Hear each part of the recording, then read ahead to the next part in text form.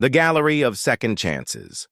The Atlantic crashed against the shoreline of Cape Town as evening descended, painting the sky in watercolor strokes of amber and crimson. The Highveld Gallery stood like a glass monolith against this backdrop, its windows reflecting the dying light. Inside, champagne flutes clinked among the murmurs of South Africa's elite, gathered for the opening of a photography exhibition. Dominic Blackwood moved through the crowd with practiced indifference. At 36, he had perfected the art of being present without participation. His dark tailored suit matched his expression, expensive, impeccable, and completely closed off.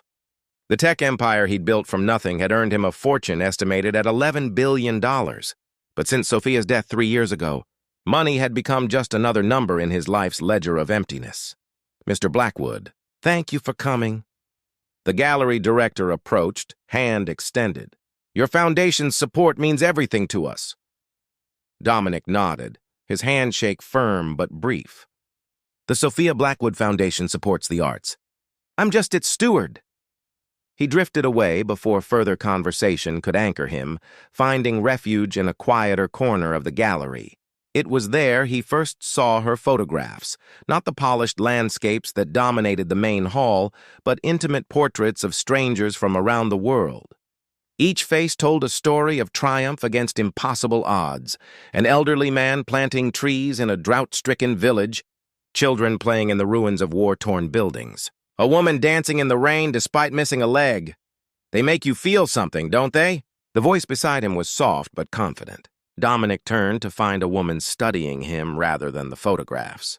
Slender and petite, she wore a simple emerald dress that complemented her warm brown skin. Her short natural curls framed a face that seemed both youthful and wise beyond its years. They're honest, he replied, surprising himself with the admission. I'm Zuri Okoro.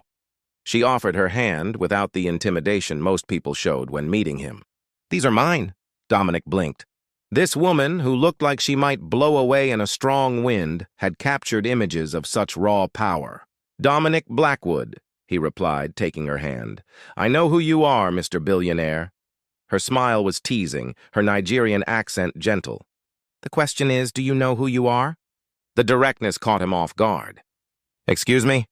You've been staring at these photos for 20 minutes, but I don't think you've seen them at all. You're looking through them, like windows to somewhere else. Dominic stiffened. I appreciate the amateur psychology, Ms. Okoro, but just Zuri, she interrupted, unfazed by his coldness. And it's not psychology. It's observation. That's what photographers do. Before he could respond, she swayed slightly, her hand catching the edge of a nearby display. The moment was brief. She recovered quickly, but Dominic noticed the flash of pain that crossed her features. Are you all right? Just tired. Her smile returned, but dimmer now. Creating beauty is exhausting work. A server passed with champagne, and Zuri took a glass, raising it in a toast. To seeing, not just looking. Something about her, perhaps the defiant joy in her eyes despite whatever pain she'd just masked, made Dominic raise his glass in return. To honesty, then, my favorite virtue, she replied, though one I suspect you've avoided for some time. As the gallery lights dimmed for the formal presentation, Dominic found himself unable to look away from this strange woman who spoke to him as if they were old friends, or perhaps adversaries. What he didn't yet know was that in less than 6 months, Zuri Okoro would ask him for the impossible, with words that would change the careful isolation he'd built around himself. Marry me, Dominic Blackwood, even if it's just for the little time I have left. Proposal under starlight. The Cape Town Cardiac Institute charity gala glittered with wealth and pretense, a stark contrast to the simplicity of suffering happening just floors below. Dominic adjusted his bow tie in the reflection of a glass door, wondering why he had agreed to be the keynote speaker. 3 months had passed since the gallery opening, and thoughts of the bold photographer had frequently interrupted his carefully structured days. Your speech was almost human. I'm impressed. He turned to find Zuri standing behind him, wearing a midnight blue jumpsuit that somehow looked both elegant and comfortable. Her short curls were adorned with tiny silver stars that caught the light when she moved. "Ms. Okoro, I didn't know you were attending?" "I wasn't planning to," she admitted, leaning against the balcony railing. The moonlight silvered her profile. "But when you donated 5 million rand to cardiac research and agreed to speak, I was curious. The reclusive tech titan suddenly interested in hearts? It seemed noteworthy." Dominic joined her at the railing, keeping a careful distance. "The foundation supports many medical causes, but you don't personally attend all their functions," she countered. "I did my research on you, Dominic Blackwood. Should I be concerned?" Her laugh was genuine, musical. "Perhaps. I've learned you're not nearly as cold as you pretend to be." Over the past 3 months, they had crossed paths at several charity events. Each time, Zuri had approached him with that same disarming directness, challenging his carefully constructed walls with observations that hit uncomfortably close to truth. He'd found himself looking for her at each event, both dreading and anticipating their verbal sparring. "My gallery is doing another showing next week," she said. "Different collection. Would you come? As a donor or a critic?" "As Dominic, not the billionaire. Just the man who sees more than he admits." The invitation hung between them, weighted with something unnamed. Before he could respond, she shivered slightly. "Are you cold? We can go inside." "Not cold," she said, her smile faltering. "Just, my heart likes to remind me it's there." Concern flickered across his features. "Are you ill?"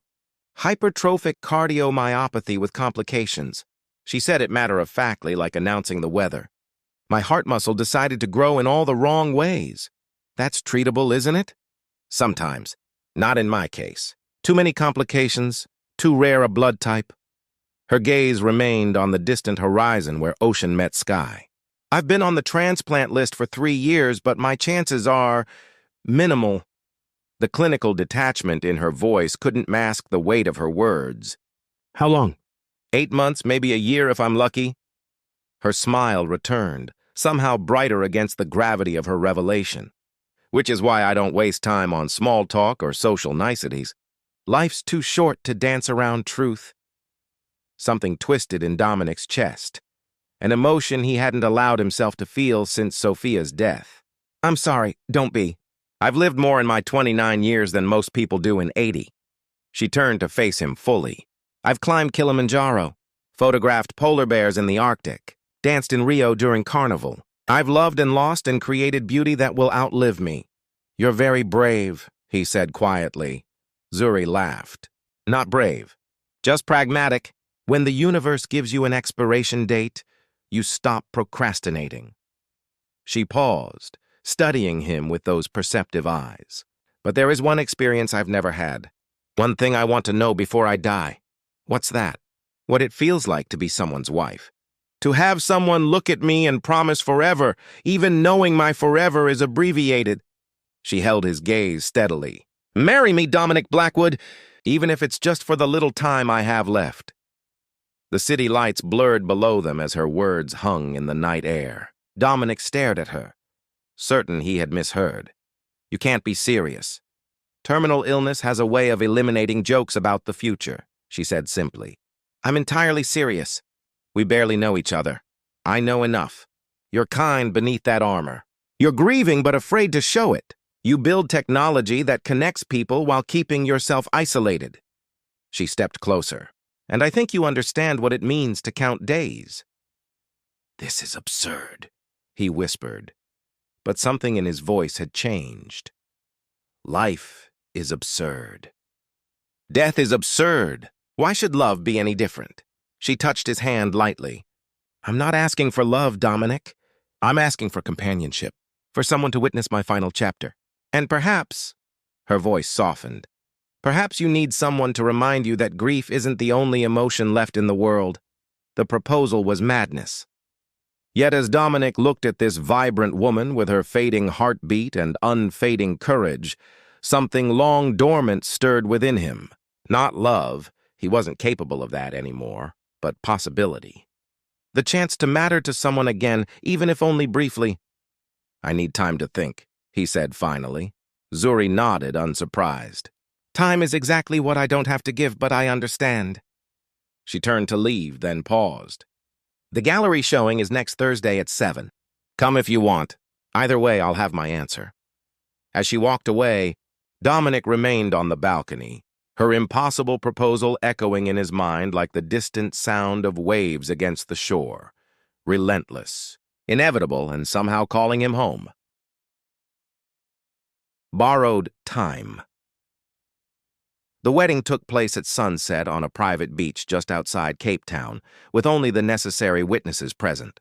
No media, no announcements, no elaborate celebration. Just two people, the ocean, and vows that felt both temporary and timeless. Dominic Blackwood, take you, Zuri Okoro, to be my wife for as long as we both shall live. The traditional words carried different weight when, as long as we both shall live, had a known endpoint. Dominic had insisted on a prenuptial agreement that was remarkably generous. Zuri would be provided for completely during their marriage, and her chosen charities would receive substantial donations after her death. She had laughed when he presented the document. Planning my funeral before we've even had our honeymoon? You really are a businessman. But she had signed, her elegant signature a stark contrast to the clinical language about death and assets. I'm not after your money, Dominic. I just want your presence. Now, as they stood facing each other on the warm sand, her eyes reflecting the golden light of the setting sun, Dominic felt a strange sense of peace. This arrangement, he couldn't bring himself to call it a marriage yet, had clear parameters. 8 months, possibly a year, companionship without expectation. A way to honor her final wish while maintaining the emotional distance he needed. You may kiss your bride, said the officiant, an elderly judge who had known Dominic's parents.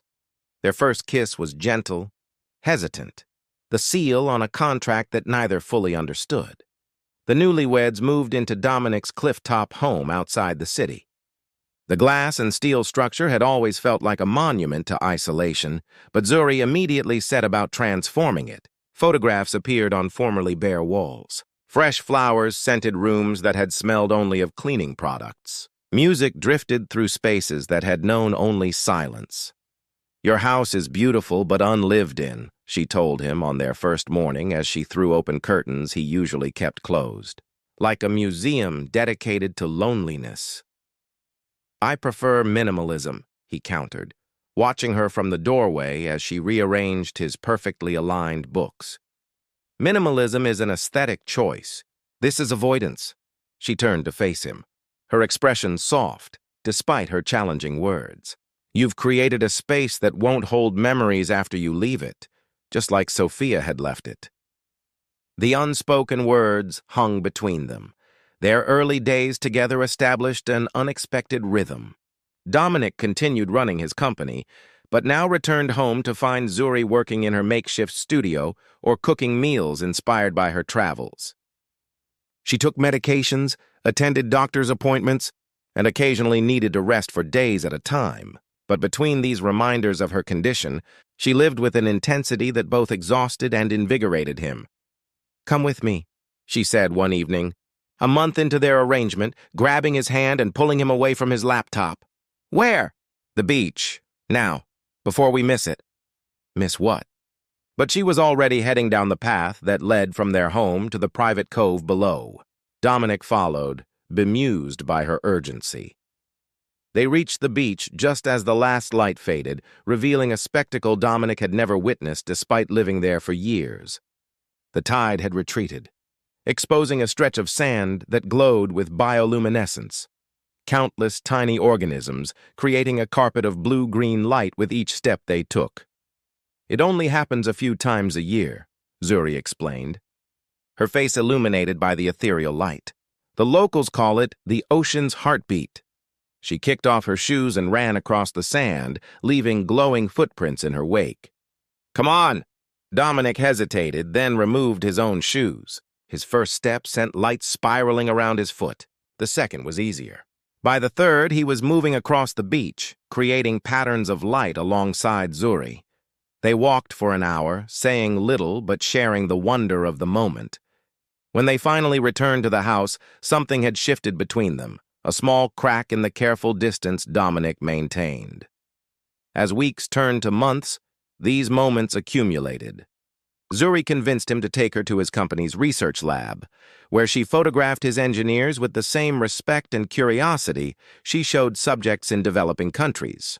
She persuaded him to attend local music festivals, to try street food from vendors he'd driven past for years without noticing, to watch sunrises from the roof of their home.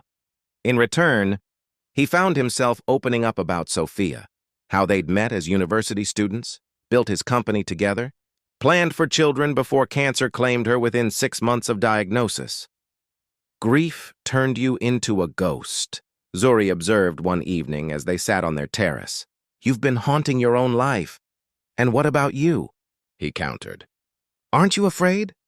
She considered this, watching the moon's reflection on the distant water. "Not of dying, no. I'm afraid of being forgotten, of leaving nothing behind that matters. Your photography, images fade, get lost in digital archives. What I really want is to have mattered to someone." She looked at him then, really looked at him. "To have changed someone."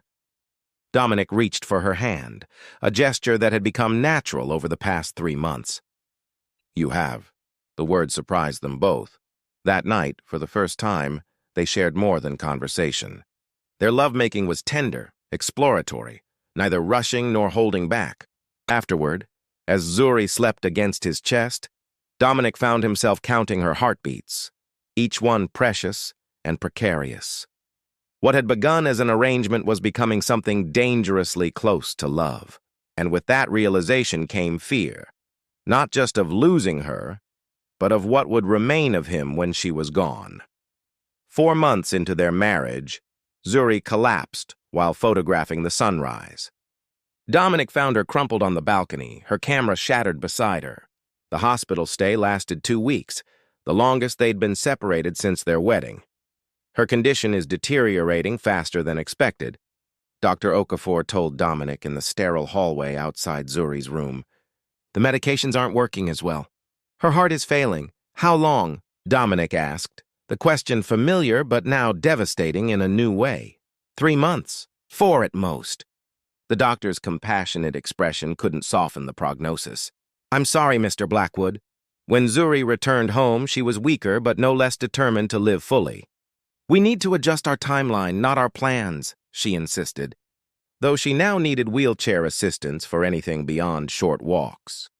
Dominic found himself taking more time away from work, delegating responsibilities he'd never entrusted to others. They still watched sunrises, but now from their bedroom window rather than the rooftop. They still explored, but through books and documentaries rather than physical journeys. And every night, Dominic held her close, counting heartbeats that had become his own form of prayer. The miracle. The call came at 3:17 a.m., exactly 5 months and 12 days into their marriage. Dominic fumbled for his phone in the darkness, careful not to wake Zuri, whose breathing had grown increasingly labored even in sleep. "Mr. Blackwood." The voice belonged to Dr. Okafor. "We have a heart." The words didn't register immediately. "What?" "A compatible donor heart has become available. B negative, correct size, minimal antibody concerns. It's being transported from Johannesburg now. You need to bring Zuri to the hospital immediately." Dominic's own heart seemed to stop. "You're saying—" "A transplant?" "Yes. There's no guarantee her body won't reject it. But this is the best match we've seen in the 3 years she's been listed." After ending the call, Dominic sat in the darkness, processing the possibility that had never seemed real until this moment. Then he gently woke his wife. "Zuri," he whispered, touching her shoulder. "Wake up. They found a heart." Her eyes opened slowly, confusion giving way to disbelief. "What?" Dr. Okafor called. "There's a donor heart. We need to go to the hospital now." She struggled to sit up, pressing a hand to her chest as if saying goodbye to the failing organ within it. "A heart? For me?" "Yes, but the odds—" "My blood type. The complications. I don't understand it either," he admitted. "But it's happening." As he helped her dress, a terrible thought struck him. What if this miracle changed everything? Their relationship had been built on borrowed time, on the certainty of an ending. What would happen if that certainty disappeared? The drive to the hospital passed in tense silence. Zuri clutched his hand, her fingers cold despite the warm night. "Are you afraid?" he finally asked as they approached the city. She nodded. "Not of the surgery, of after. You're afraid of surviving? I'm afraid of what it means for us." Her voice was barely audible over the car's engine. "You married a dying woman, Dominic. What happens if I'm not dying anymore?" The question hung between them as they arrived at the hospital. There was no time to answer. A team of medical staff was waiting to prep Zuri for surgery. The next hours blurred into a haze of consent forms, medical explanations, and finally, the moment when they wheeled her toward the operating theater. "Wait!" she called, reaching for Dominic's hand one last time. "Whatever happens, thank you for these months, for making me a wife, even if it was just borrowed time." He leaned down to kiss her. "Nothing about our time has been borrowed," he whispered against her lips. Then she was gone, disappearing behind swinging doors that separated life from death, past from future. The waiting room became Dominic's world for the next 14 hours. His assistant brought fresh clothes. His executive team sent messages he didn't read. Dr. Okafor appeared periodically with updates. The donor heart had arrived. The surgery had begun. The old heart had been removed. The new one was in place. "The next 24 hours are critical," the doctor explained during her final update. "If her body accepts the heart, if there are no complications from surgery, she has a real chance at a normal lifespan. Normal lifespan." The phrase echoed in Dominic's mind as he was finally allowed to see Zuri in the ICU. She looked impossibly small amid the machines monitoring her new heart. Tubes and wires connected her to equipment that beeped and hummed, each sound confirming she was still there, still fighting. For 3 days, Dominic barely left her side. He slept in a chair beside her bed, waking whenever doctors or nurses entered the room. On the 4th day, they removed the ventilator. On the 5th, she opened her eyes. "Dominic?" Her voice was raspy from the breathing tube. "I'm here." He moved closer, taking her hand. "Did it work? Do I have a new heart?" "Yes, it's working perfectly." She closed her eyes again, tears seeping from beneath her lashes. I never planned for more time." "I know." He stroked her hair gently. "Our agreement," she whispered. "It was based on me dying." Dominic felt his throat tighten. "Is that what you want to talk about now? Legal arrangements?" She opened her eyes, studying his face with the same intensity she brought to her photography. "No, I want to talk about us. About whether us still exists if I'm not leaving." Before he could respond, a nurse entered to check Zuri's vitals, and the moment passed. But the question remained, growing larger in the silence between them as days turned into weeks of recovery. Zuri's progress was remarkable. The new heart functioned well, showing no signs of rejection. Her strength returned gradually, first allowing her to sit up, then to walk short distances, then to leave the hospital altogether 6 weeks after the transplant. Their return home should have been triumphant, but uncertainty shadowed every interaction. They moved carefully around each other, neither willing to address the fundamental change in their circumstances. One evening, as Zuri stood on their terrace watching the sunset, and activity that had once seemed preciously finite, Dominic joined her with 2 glasses of sparkling water. "The doctors say your recovery is exceeding expectations," he said, offering her a glass. "Yes, apparently, I'm going to live." Her smile didn't reach her eyes. "Inconvenient for our arrangement." "Zuri, it's okay, Dominic. I understand." She turned to face the ocean. "You signed up for a temporary commitment, an ending that was clearly defined. Now everything's uncertain, and that's not what you agreed to." He set down his glass, frustration rising. "Is that what you think this is about? That I'm disappointed you're not dying on schedule? Aren't you?" She faced him now, eyes bright with unshed tears. "You've been distant since the transplant, like you're already planning your exit strategy." "I've been terrified," he admitted, the words bursting forth after weeks of silence. "Not that you'll live, but that you'll leave. That now that you have a future, you'll realize you don't want it with me."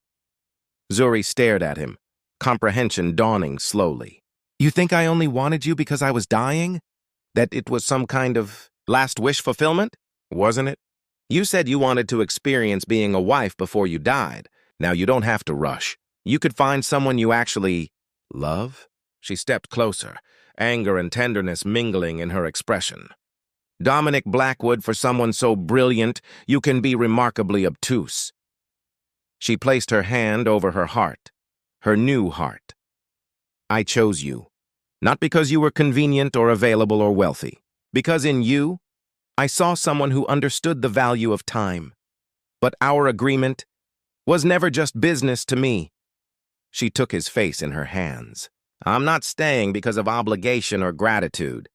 I'm staying, if you'll have me, because somewhere between I do and this moment, I fell in love with you." The admission hung between them, as startling and precious as the heartbeat that continued against all odds within her chest. "And if I've misread everything," she continued softly, "if you want to honor our original agreement and part ways now that I'm not dying, I'll understand. But I need to know, was it just borrowed time for you? Or was it the beginning of something that doesn't need an expiration date?" Beyond borrowed time 1 year later. The cliffs outside Cape Town blazed gold in the late afternoon sun as guests gathered on the beach below. White chairs faced an altar adorned with wildflowers and driftwood. The ocean provided a constant soundtrack of gentle waves against sand. Dominic stood at the altar, watching as the small crowd settled into their seats. Unlike their first wedding, a private, almost secretive affair, this renewal of vows was a celebration. Friends, colleagues, doctors who had saved Zuri's life, children from the orphanage their foundation now supported, all had come to witness what many called a miracle, but what Dominic and Zuri simply called life. A string quartet began to play, and Dominic turned to see Zuri walking toward him across the sand. Her dress was simple, flowing ivory silk that caught the breeze. In her hands, she carried not flowers but a camera, the tool that had first connected them. When she reached him, she handed the camera to her assistant and took both his hands in hers. "Ready?" she whispered. He nodded, unable to speak past the emotion tightening his throat. The officiant, the same judge who had married them the first time, smiled at the gathering.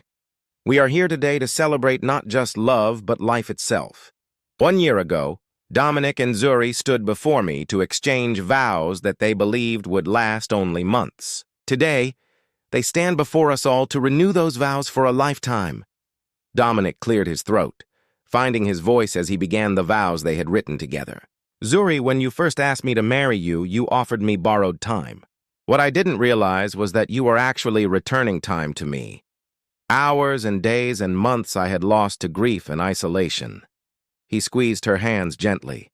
"The heart that beats in your chest now is new, but the heart of who you are, brave, honest, vibrant, remains unchanged. You taught me that life isn't measured in years, but in moments fully lived. In photographs taken, in sunrises witnessed, in truths spoken without fear." Tears glistened in Zuri's eyes as she responded.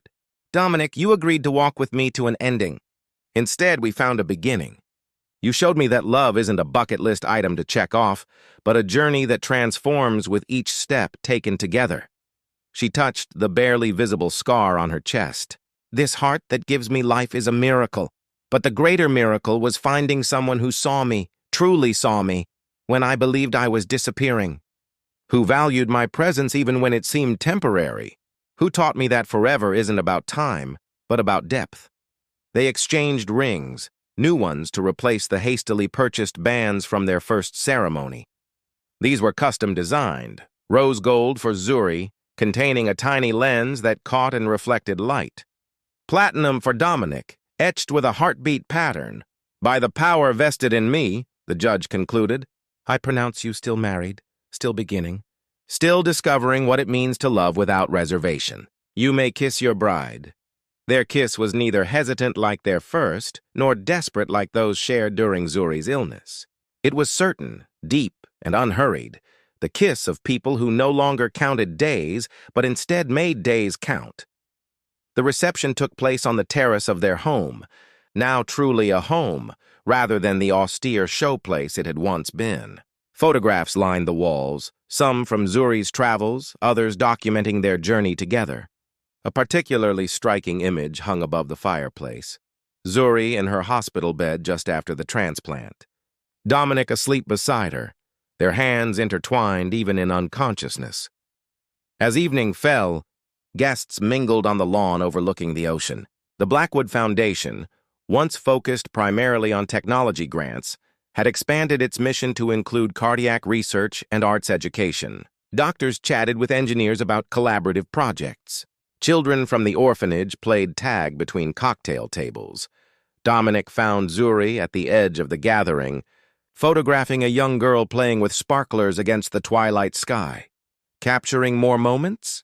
he asked, wrapping his arms around her waist from behind. She leaned back against him, camera still raised. Always. Through her viewfinder, they watched the child draw light patterns in the darkness. Hearts, and stars and swirling galaxies that existed for seconds before fading. I used to think photography was about preserving moments against time, Zuri mused, lowering her camera. Now I think it's about recognizing which moments deserve to be preserved. Dominic rested his chin on her shoulder. And this one? Does it deserve preservation? This whole day does. She turned in his arms to face him. But especially this moment, right now. She set down her camera and placed both hands over his heart. The specialists say I'll need another transplant eventually. Even with the best care, this heart might only last 15 years, 20 if I'm lucky. I know. They had discussed this reality often during the past year, so we still have an expiration date. Just a more distant one. He shook his head. No more borrowed time, remember? Whatever we have, 15 years, 20, 50, it belongs to us. Completely, and without reservation. Zuri smiled, the same fearless smile that had first challenged him to live rather than merely exist. To seeing, not just looking, she whispered, echoing their first toast. To honesty, he replied, completing the ritual they had established long ago. Behind them, the ocean continued its eternal rhythm against the shore. Above, stars emerged in a sky no longer limited by countdowns or deadlines. And between them, two hearts beat in syncopated time, one transplanted, one transformed, both fully alive to the miracle of moments that need no borrowing to be completely, perfectly owned.